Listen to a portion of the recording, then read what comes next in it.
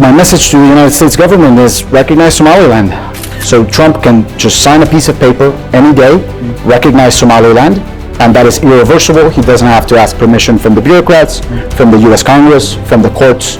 So he just has to say the word, and it happens. Examples of individuals who take everything into their pockets is the former president of Somalia, Hassan Sheikh.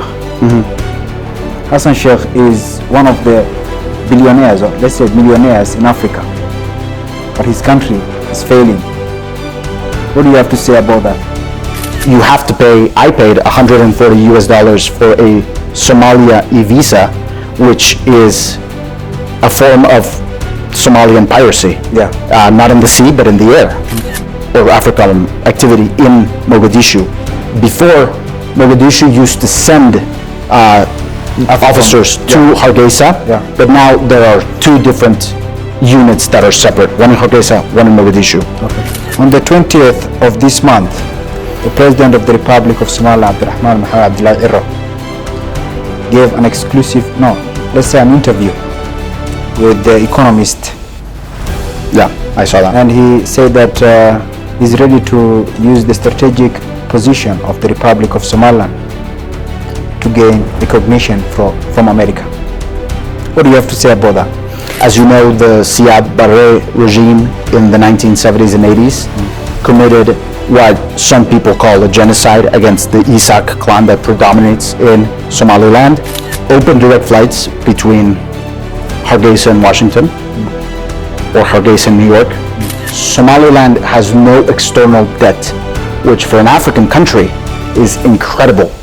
You look at Kenya, Nigeria, Kenya, any sub-Saharan African country, and they are all billions of dollars short. Yeah, billions of dollars short, and this makes them slaves to the IMF, to the World Bank, unfortunately, which is not a good thing for a country. Not just IMF and the organizations, but also to countries like China. Countries like China, that's right, with what they call debt trap diplomacy. Yeah. The American Chamber of Commerce of Somaliland, as I envision it, should be a private entity, non-governmental, non-partisan, and should work with the established authorities, whoever is in power in Washington or Hargeisa. Turkey controls the security department of Somalia. They control the port of Somalia, and they also have different bases in Somalia. And they also are drilling oil, offshore oil in Somalia.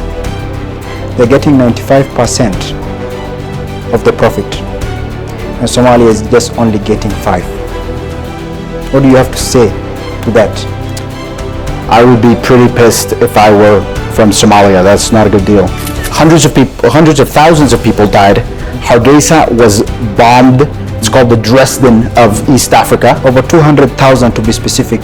Yeah, and millions of refugees, which is why there's a sizable Somalilander diaspora in places like Europe and the United States. Welcome once again to Saab English, and today on our special edition here, Speak to Saab, we have a special guest, Mr. Andres Loredemola, the co-founder of Tatari Trends and AmCham Somaliland. Mr. Andres, welcome to Saab English. Abdi Fatah, thank you very much. Happy to be here. Okay, and without no further ado, you'll just introduce yourself to the viewers, and then we'll go on. Okay, of course. So my name is Andres Loredemola. I come from Washington, D.C., and I am here in Somaliland for the first time to introduce a new project called the American Chamber of Commerce. And the idea is simple. Hargeisa wants recognition from the United States, and in order to do so, President Trump, as you know, likes commerce in our African diplomacy. No more foreign aid, no more human rights and democracy rhetoric. He wants to do business. And so if Somaliland wants recognition from the United States, the infrastructure to bring American investment, such as an American Chamber of Commerce, can only strengthen the case for recognition. What is your main vision for American Chamber of Commerce here in the Republic of Somaliland? My main vision for the American Chamber of Commerce of Somaliland is to facilitate investment and commercial dialogue between our two countries. Specifically, what moves dollars these days, as you know, in the world is critical minerals and AI data centers. And when you have the institutions to establish and guide these investments, it facilitates the flow of money. Okay. What do you hope AmCham Somaliland will bring to the business community here in the Republic of Somaliland?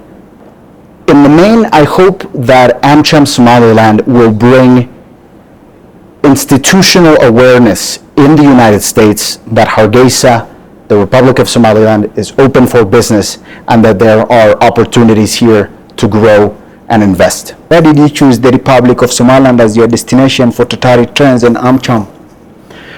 Yes, that's a very good question. Yeah. I am an emerging markets consultant, and I do work in countries that have little American traffic and investment. Growing countries. Growing countries, that's right. Okay. Previously, I've worked in diverse countries such as Mongolia, Venezuela, Madagascar, and now Somaliland.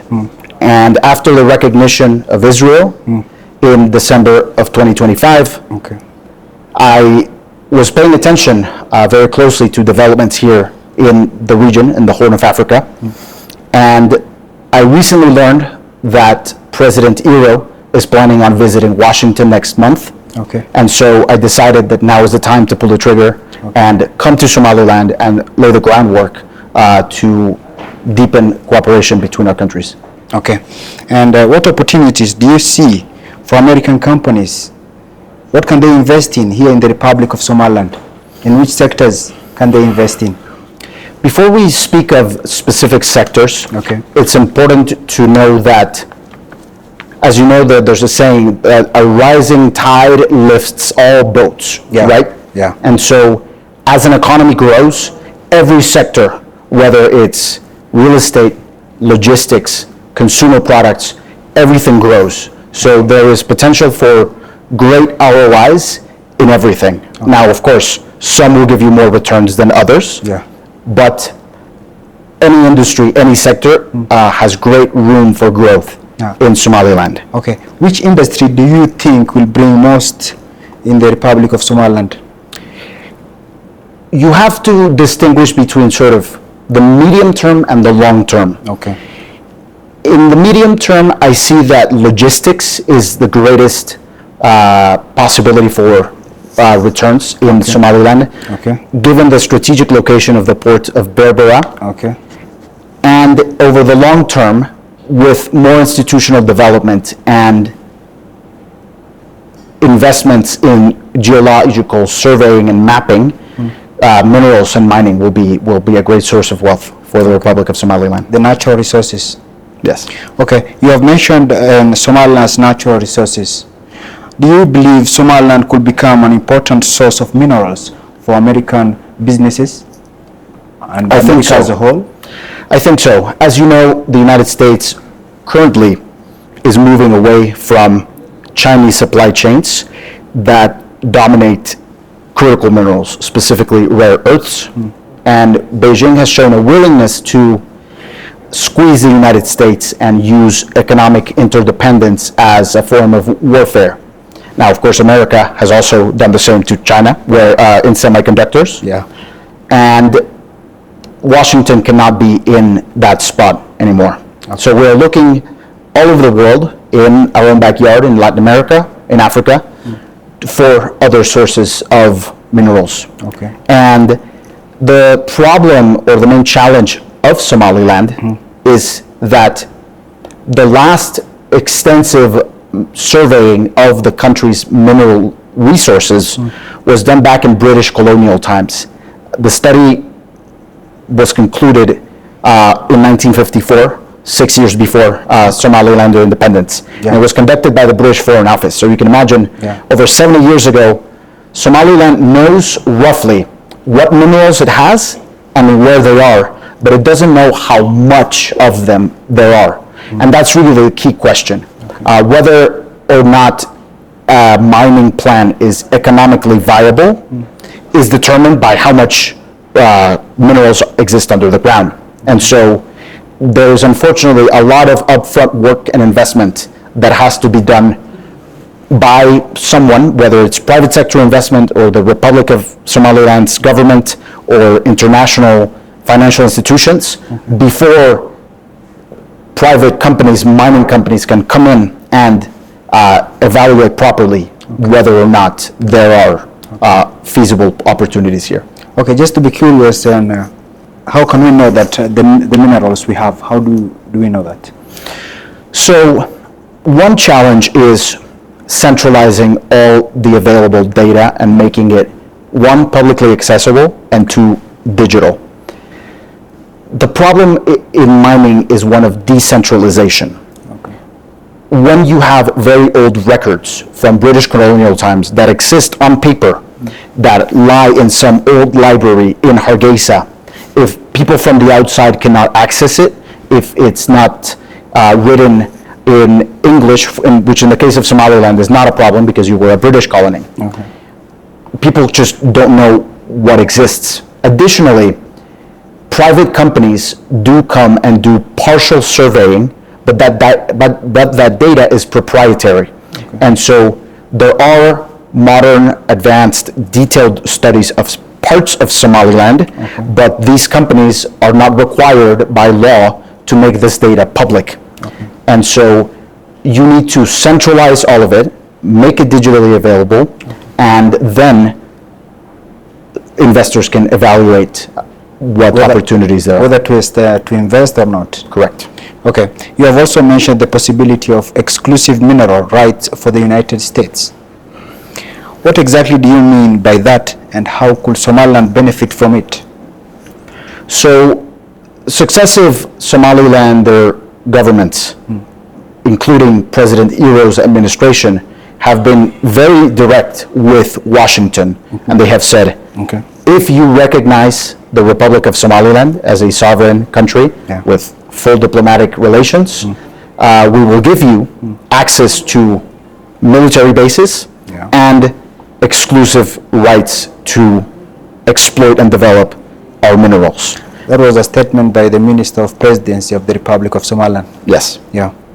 Which I, as an American businessman that works in mining, I think that's a very attractive deal for Washington. Of course, it has to be equitable, and there have to be guarantees for Somaliland to benefit from these arrangements. But I think on the whole, it's very attractive and very good.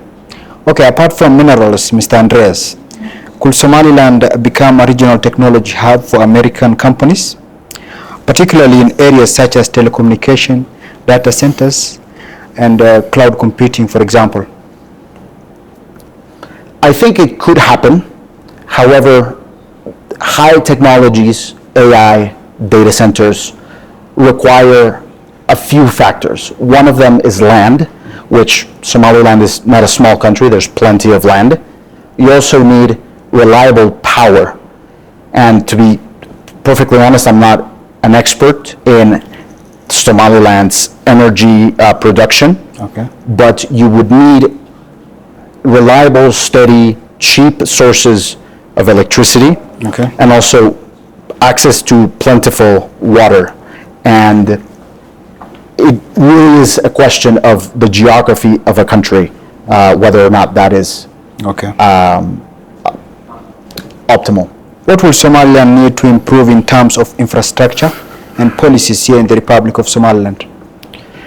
So, as we know, the better infrastructure you have, the better trade, of course, and the better everything, for example. Of course. Yeah. The Republic of Somaliland for the past 35 years has been a functionally independent country, but internationally unrecognized.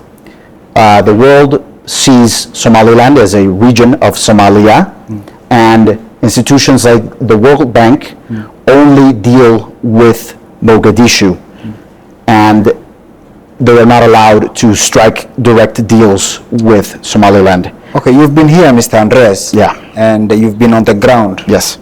You've seen Somaliland, and you've seen the government, you've seen the different institutions in the Republic of Somaliland, the parliament, and the presidential palace, and also the police department. What is your perspective as an American? And also we gained a recognition from Israel recently. Yes. What is your recommendation to that? Somaliland has institutions that work well, especially given the region and the Horn of Africa. There is still a long way to go, for sure. And to facilitate investments, you need dependable rule of law. You need a consistent business environment that make foreign investors feel good about doing business in your country. As I was saying, the lack of access to development capital because of the lack of recognition has greatly limited Somaliland in its ability to develop basic infrastructure. We talk about the Berbera corridor, which has been planned for many decades, but as I understand, there still needs to be train lines, there still needs to be better road access. And so what Israel has done is open the floodgates for international recognition. That is a very good development.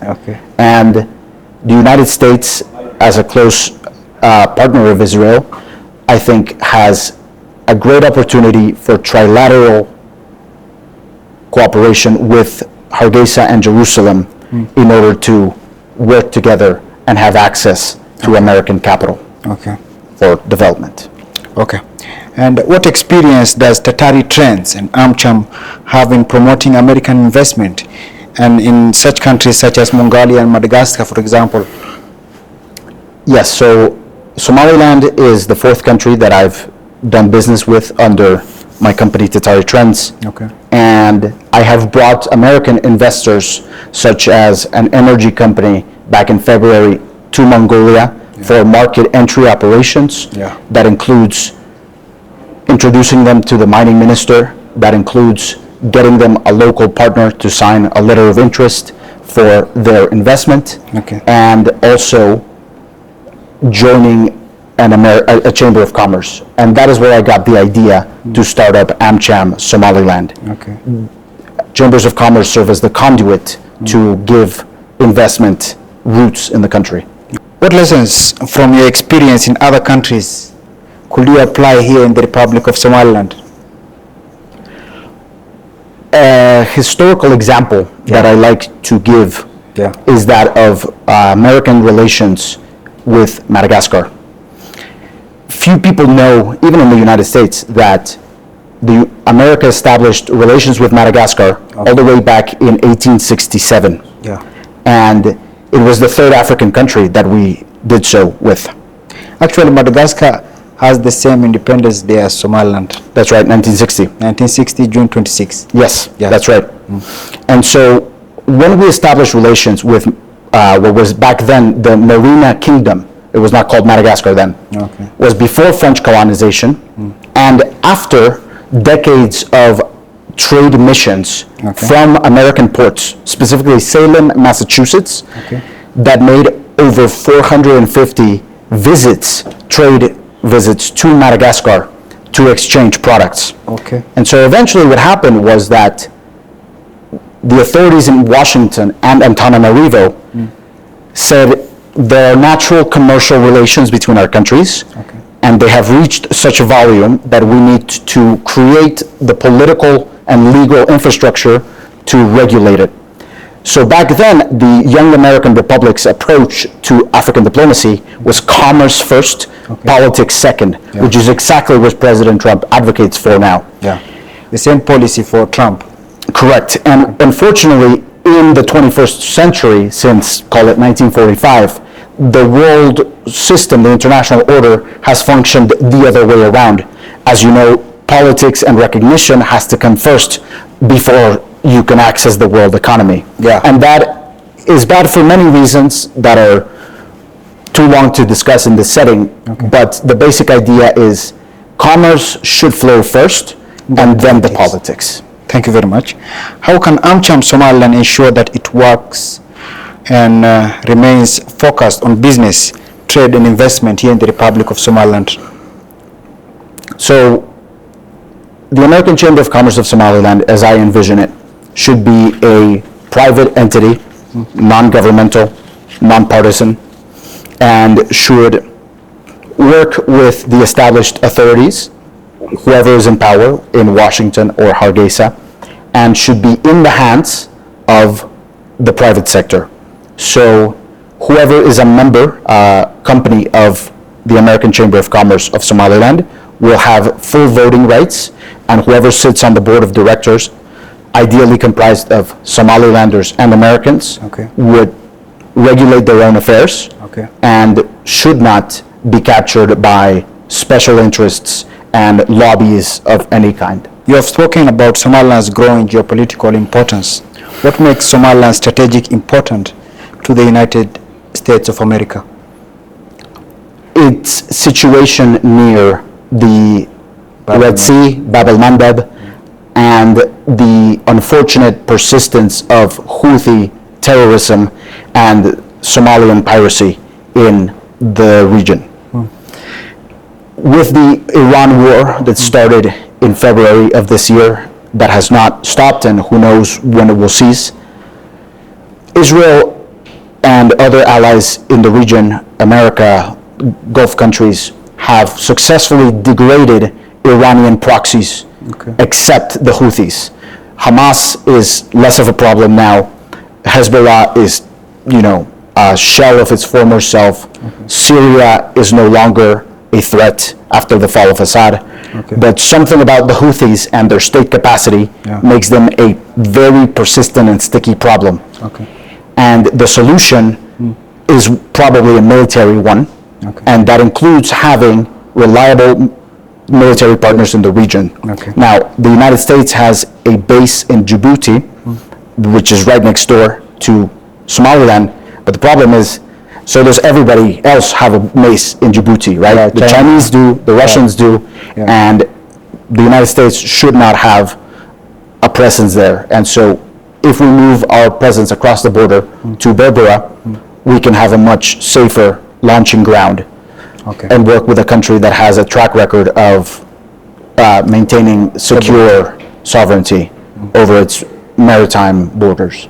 The Republic of Somaliland has conducted 6 different elections from 1991. They are a democratic country. What obstacle or what is not working for the Republic of Somaliland? What has prevented the United States of America from recognizing the Republic of Somaliland? A few things. One, from a Washington political culture perspective, is the persistence of the State Department bureaucracy in supporting a one Somalia policy. As you know, President Trump has tried to uproot the so-called deep state, the special interests that exist within the bureaucracy of the entire American federal government, and has not been able to implement his preferred policies to the extent that he wants. And the State Department supports Somalia because of inertia, because they believe in international law, and because change is scary. And so the United States has been involved in Mogadishu for over 30 years. We have lost plenty of American soldiers since the 90s, Black Hawk Down, all these famous episodes. And what has that gotten us in the past 30 years? Nothing. Al-Shabaab is still a problem. Mogadishu is still a failed Hawiya city-state. You go 5 kilometers outside the city and they cannot control it. It's not a country. It's a fiction. And Jubaland and Puntland and all of these territories have independent impulses. They claim to control Jubaland, they claim to control Puntland, they claim to control the Republic of Somaliland, but they don't. Correct. They can't even control the city of Mogadishu. Correct. And that's unfortunate, and I pity them and I wish them the best, but the United States has pumped hundreds of millions, if not billions of dollars into Mogadishu, and nothing has changed since the 90s, unfortunately. And some famous person once said that the definition of insanity is doing the same things and expecting different results, Yeah. right? Yeah. So what we're doing in Somalia is utter insanity. The One Somali policy has failed, and it's time for a change. Yeah. Actually, the One Somali policy was established in 1960. Before Somalia was there, the Republic of Somaliland was already there. As we know that the Republic of Somaliland gained its independence on 26 June 1960, and Somalia got their independence 5 days later. It's clear evidence of the fact that Mogadishu prefers certain clans over others. As you know, the Saab regime in the 1970s and 80s committed what some people call a genocide against the Isak clan that predominates in Somaliland. Atrocities.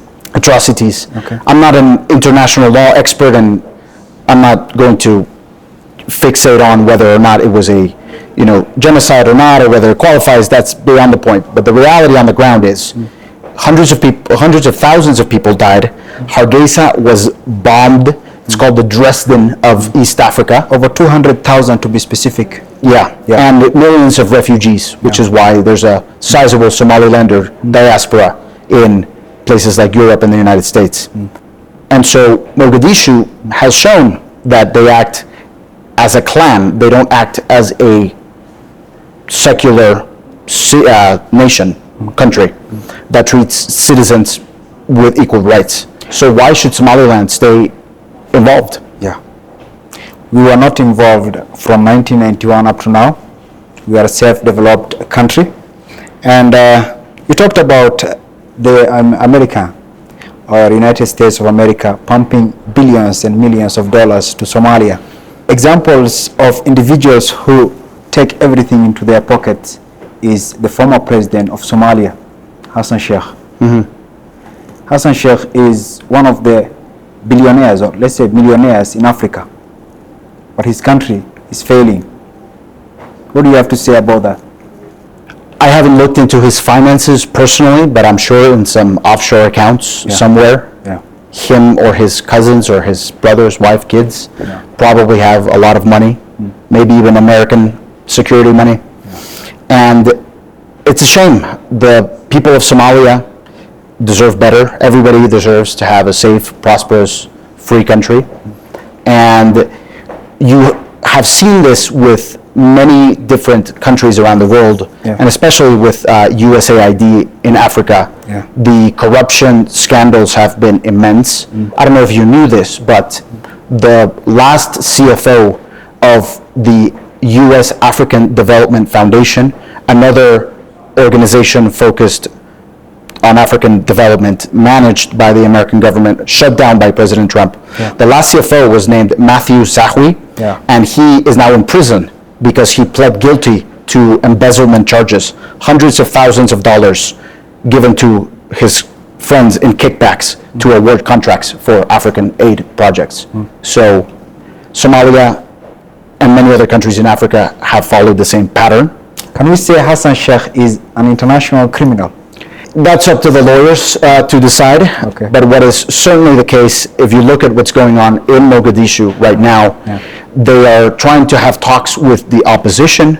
Their electoral mandate has expired. They have to call elections. And you have outside players in the region like Turkey who want to use Somalia as a pawn in their larger game of geopolitics. And Somaliland has so far resisted that, and that's a good thing. Actually, you talked about Turkey. Turkey controls the security department of Somalia. They control the port of Somalia, and they also have different bases in Somalia. And they also are drilling oil, offshore oil in Somalia. They're getting 95% of the profit, and Somalia is just only getting 5%. What do you have to say to that? I would be pretty pissed if I were from Somalia. That's not a good deal. As President Trump says, it's possibly the worst trade deal in the history of the world. So that's not good. That's the worst deal in the history of the world. You have suggested that U.S. recognition of Somaliland could eventually become possible. Why do you believe this is becoming more realistic?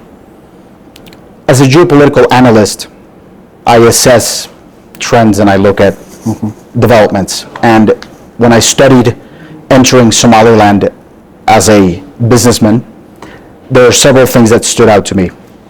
One, obviously, is the recognition from Israel that gives momentum to Hargeisa. Second is AFRICOM, which is the African branch of the U.S. military, has recently been active in Hargeisa, cooperating with the Somalilander army for training purposes. They have now stationed a permanent garrison here that is organizationally separate from AFRICOM headquarters or AFRICOM activity in Mogadishu.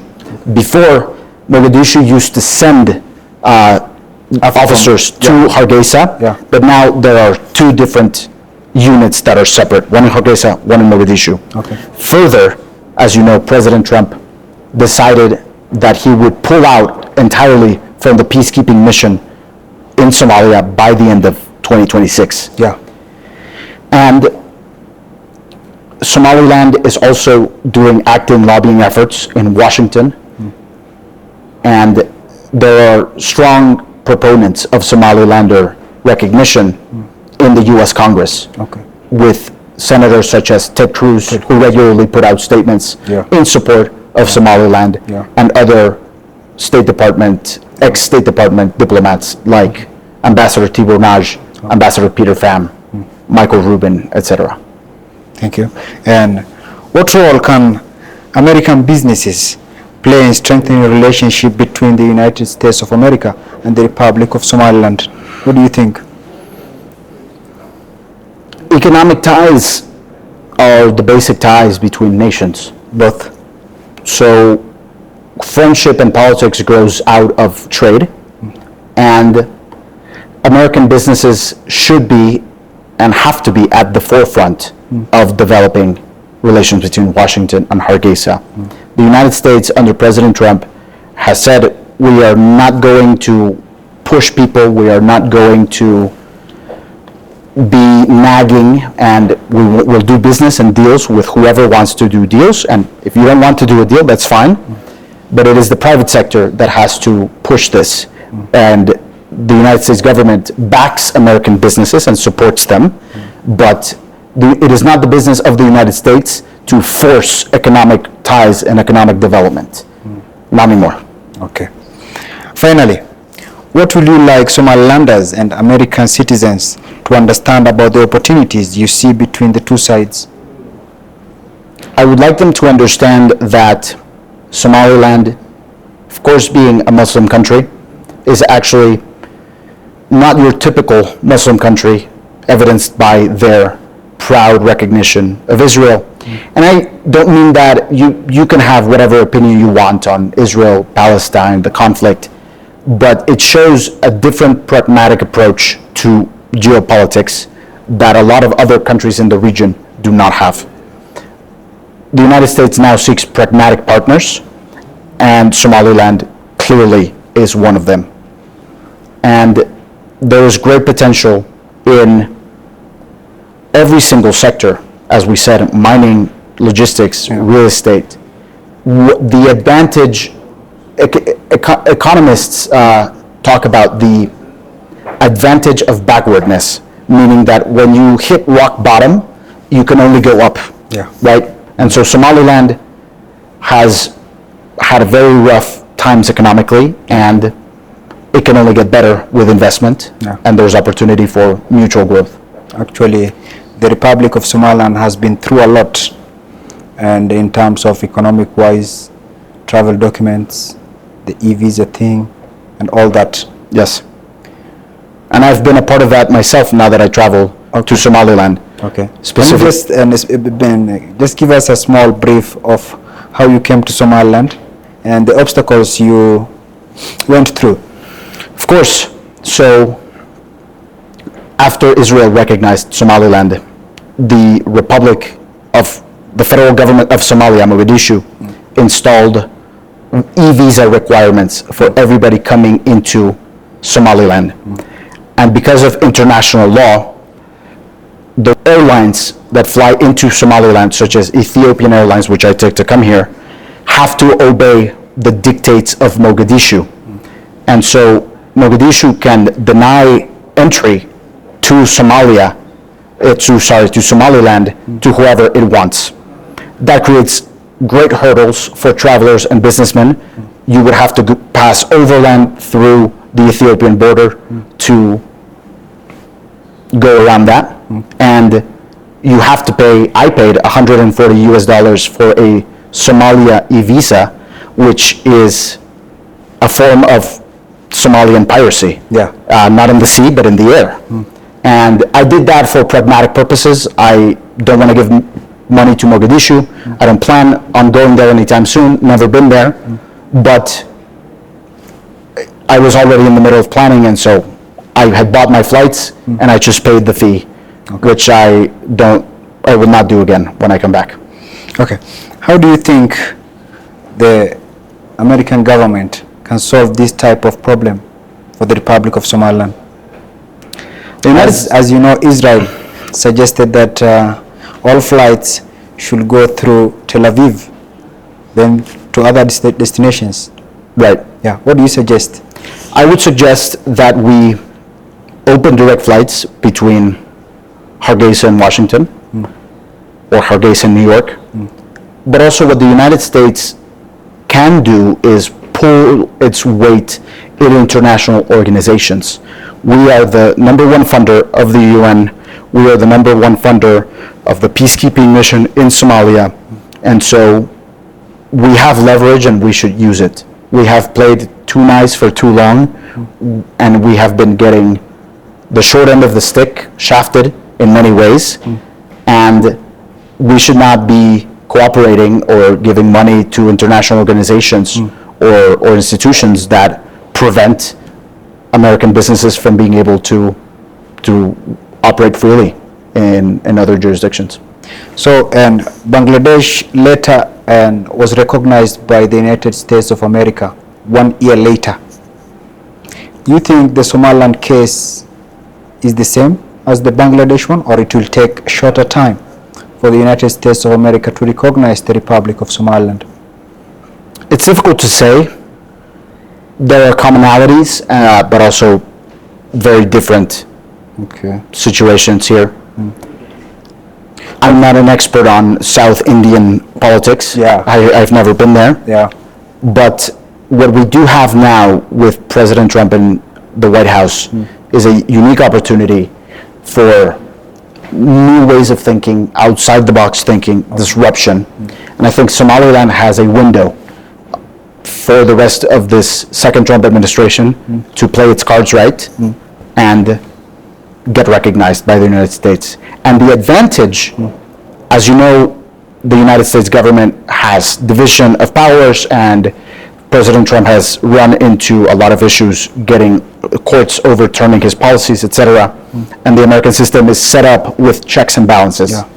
The one thing that favors Somaliland is that recognition of foreign countries is actually entirely the mandate and province of the president.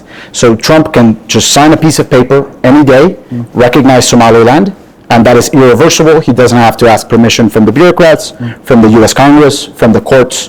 So he just has to say the word, and it happens. And other countries will follow? I think so. They should follow. Okay. As you know, when President Trump in the first term recognized Jerusalem as the capital of Israel, now you have other countries that also recognize Jerusalem as the Israeli capital, moving their embassies from Tel Aviv to Jerusalem. Off the top of my head, Colombia is one of them now, with the recent presidential elections. So the United States is a leader and sets examples for others, and I believe that Somaliland recognition would be no different. Okay. On the 20th of this month, the President of the Republic of Somaliland, Abdurrahman Mohamed Abdullah Irro, gave an an interview with The Economist. Yeah, I saw that. And he said that he's ready to use the strategic position of the Republic of Somaliland to gain recognition from America. What do you have to say about that? I think that's correct. Some people on Somali Twitter say that Somaliland has actually been too open and they give everything that they can give without asking for anything. So for example, allowing AFRICOM to come into Somaliland or other things. And that they should stop all cooperation without recognition. But I think that Somaliland can definitely keep the public relations campaign that it has done, speak to foreign audiences, and make their case. And if you are persistent, I think eventually, hopefully with the American Chamber of Commerce, we will get there soon. And Somalia mostly functions through international aid.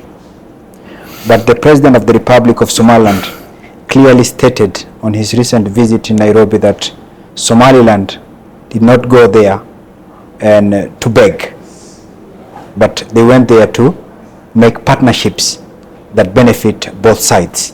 What do you have to say about that? One of the most remarkable things that I've learned about Somaliland in my trip here is that I learned that Somaliland has no external debt, which for an African country is incredible. You look at Kenya, Nigeria, Kenya, any sub-Saharan African country, and they are all billions of dollars short. Yeah, billions of dollars short, and this makes them slaves to the IMF, to the World Bank, unfortunately, which is not a good thing for a country. Not just IMF and the organizations, but also to countries like China. Countries like China, that's right, with debt, with what they call debt trap diplomacy. Yeah. And Somaliland has had rough times, but they've survived. You guys are still here. And that is a very good place to start from. No country, I think, can say that they have, no external debt. Obviously, debt is good because it allows for development, but you are not enslaved to any foreign countries. And that is a very good starting point that is actually enviable, I think, by other African countries. Yeah. And it's a miracle that Kenya and other countries in Africa call themselves independent countries. But indirectly, they are not. That's right. Yeah. And let's say in funding or the economic sector, they are not independent like Somaliland is. So, and as we wrap up, what is your message to the government of the Republic of Somaliland and also the government of America? To the Republic of Somaliland, I would like to give my most heartfelt thanks and gratitude. They have been very open and receptive to my mission here. The Ministry of Foreign Affairs has excellent professionals who really love their country and want to facilitate what is best for the Somalilander nation. I would say keep going, keep doing what you're doing. Specifically the Attorney General, the Director General.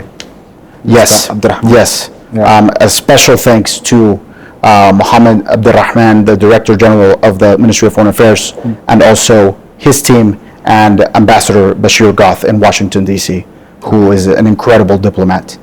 And my message to the United States government is recognize Somaliland. Come see for yourself what there is to be gained here, what is on offer. Try some camel meat and drink some camel and drink some camel milk. Yeah, you have a wonderful Somali culture that you should be proud of here. Yeah. And let's get some more exposure of what Somaliland has to offer. Actually, they say we have the best climate. They do. I actually was very surprised by the climate in Somaliland, in Hargeisa. I thought coming to an African country in August was going to be super hot. Yeah. And I didn't pack a sweater, and I regret it because I get cold at night. So Somaliland, Hargeisa has a great climate. Yeah. It was a pleasure having you here at Saab English, Mr. Andres. Thank you. Thank you very much. Thank you very much, Abdel Fattah. Aye.